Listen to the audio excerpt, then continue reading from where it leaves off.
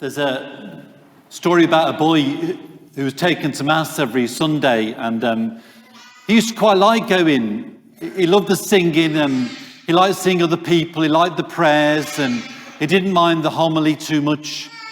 The only thing that he couldn't stand was sometimes the priest would make up his own prayers and add them on, and he'd go on and on and on with the prayers. And the poor lad was sitting in the bench, and he felt like banging his head against the front of the bench. These prayers went on so long. Anyway, one Christmas, this lad's parents invited the priest to come to Christmas dinner. So sat around the table, and the lad's parents said to the priest, "Father, would you mind saying grace?" The little boy goes, "Oh no. He says, by the time this is finished, the turkey will be cold."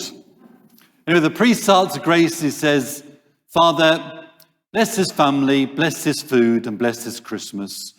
Amen." And the little boy was absolutely stunned, shocked it was over so quick. He looked at the priest and says, "Father, you don't mess around when you're hungry."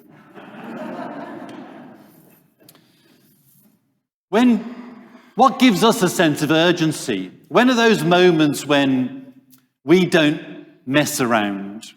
When we get cracking with things? I think that whole don't mess around thing could easily be applied to God. Because when he saw a world that was in danger, a world crying out for hope, a world that needed healing, and uniting, he didn't do it from a distance. You know, there's that song, isn't there, about called from a distance and God's love. And it's a nice song with a nice sentiment, but it's not true. Because God doesn't watch us from a distance. God is with us. God is in us. And the incarnation is a sign of a God who's not going to mess around. He's not watching us from a distance. He's joined us. He saw us in trouble, and God himself has become human to bring us light, to bring us salvation. And it's great to see you all here today, and to know people are watching us as well, as were people last night. Because we're reminded in this Mass, in this service, what the amazing gift of Christmas is. And also the gift that you and we are passing on to our children. It's about salvation. And when we look at our world, and we look at our own lives and the things that disturb us or frighten us, God is bringing hope and salvation to us individually as well as to our whole world. There was a woman, her name's V, and she used to love Christmas. She was one of these people who went mad about it. Maybe you're one of those too. She had lights everywhere, inside and outside the house, little cribs around the house, trees all over the place.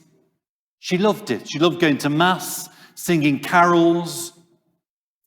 And then, as sadly happens, she died not long before Christmas.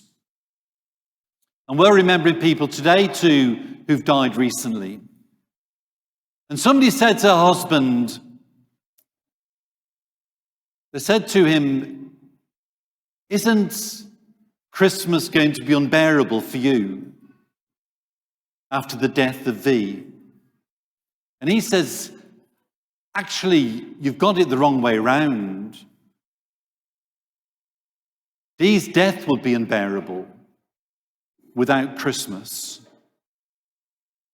And I think it's important to remember that the depth of this feast, the salvation we're celebrating, is something that can raise our hopes even in the worst of moments. Today, this is the greatest gift of all that we celebrate. Let's truly rejoice.